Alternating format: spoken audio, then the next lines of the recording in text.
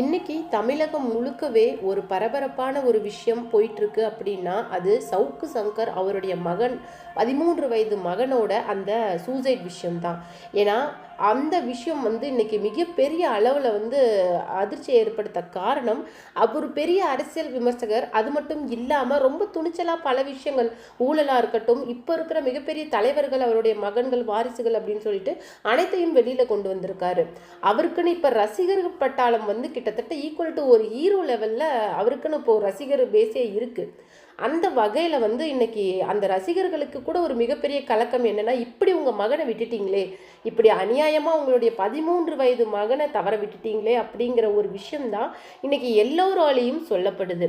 அதையெல்லாம் தாண்டி திமுக அவர் கட்சியோட ஒரு மிக பெரும் புள்ளியான உதயநிதி சொல்லியிருக்கிற ஒரு விஷயம்தான் இன்னைக்கு எல்லாரையுமே ஆச்சரியப்படுத்திருக்கு. இந்த விஷயத்தை பற்றி அப்படி என்ன அவர் சொன்னார் இந்த விஷயம் தொடர்பாக அப்படிங்கிறத பற்றி தான் இந்த வீடியோவில் நம்ம ரொம்ப தெளிவாக பார்க்க போகிறோம்.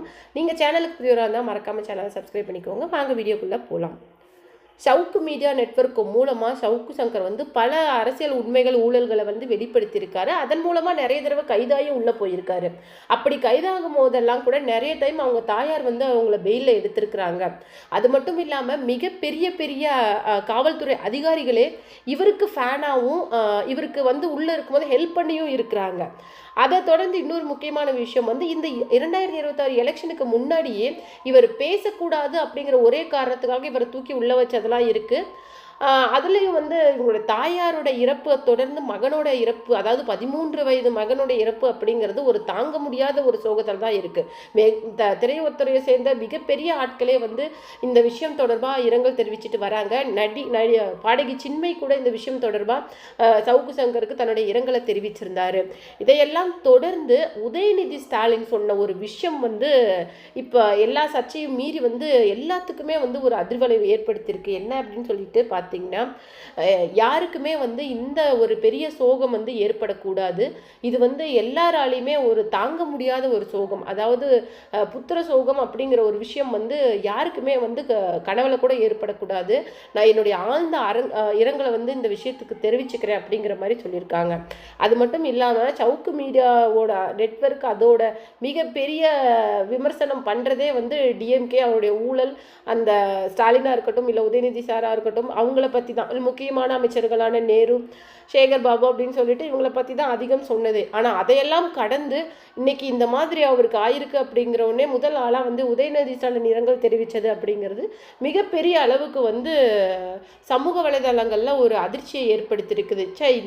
இவர் இவ்வளோ நல்ல மனுஷனா அப்படிங்கிற அளவுக்கு இது பண்ணியிருக்கு. ஏன்னா எல்லாத்த விட ஒரு முக்கியமான விஷயம் என்னென்னா, முதலாக முதல்வர் அவர்கள் இந்த 2026 தேர்தலில் வெற்றி பெற்ற உடனே ஸ்டாலினை போய் மீட் பண்ணினது, அதுக்கப்புறமேல நிறைய அரசியல் எதிரிகள், அரசியலில் தான் எதிரிகள், தொழில் அதாவது அரசியல் ரீதியான எதிரிகளாக இருந்தாலும் எல்லாருமே நண்பர்கள். பிரேமலதா விஜயகாந்த், அதை தொடர்ந்து சௌமியா அன்புமணி ராமதாஸ் அப்படின்னு சொல்லிட்டு எல்லாரையுமே மீட் பண்ணி அவங்க மூத்தவர்கள் அப்படிங்கிறதுக்காக அவங்கக்கிட்ட ஆசீர்வாதமும் வாங்கிட்டு வந்தாங்க.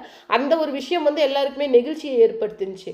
அதே மாதிரி இப்போ சவுக்கு சங்கர் அவருடைய மகனோட இறப்பில் உதயநிதி சார் தெரிவிச்சிருக்கிற இந்த இரங்கல் அப்படிங்கிறது எல்லாருக்குமே ஒரு பக்கம் எல்லார் மனசுலையும் ஒரு சாஃப்ட் கார்னர் இருக்குது அப்படிங்கிறத காமிச்சிருக்கு.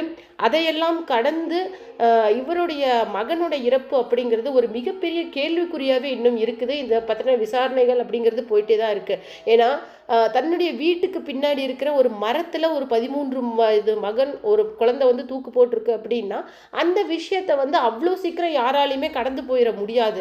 அதிர்ச்சிகரமான விஷயம். ஏன்னா ஒரு குழந்தையோட மனசுக்கு இந்த இறப்பை சூசைட் பண்ணிக்கலாம் அப்படிங்கிற ஒரு விஷயம் எட்டுது அப்படின்னா அந்த குழந்தையோட மனசை எது அவ்வளோ பாதிச்சிருக்கும், அப்படி பாதிக்கிற அளவுக்கு எந்த இடைவெளியில் பெற்றவங்க இருந்திருக்கிறாங்க அப்படிங்கிற ஒரு விஷயம்தான். இன்னொரு பக்கம் அவருடைய மனைவியான ஆர்த்தி கணவரை பற்றி பேசும்போதோ இல்லை படிக்கல அப்படின்னு சொல்லிட்டு அவங்க மகனை கொஞ்சம் ரொம்ப கடிஞ்சிருக்காங்க அப்படிங்கிற மாதிரியும் சொல்லப்படுது. அதனால தான் கொஞ்சம் அவர் மனசு விட்டு இந்த மாதிரி ஒரு முடிவை தேடி இருக்கிறாரு அப்படிங்கிற மாதிரியும் சொல்லப்படுது.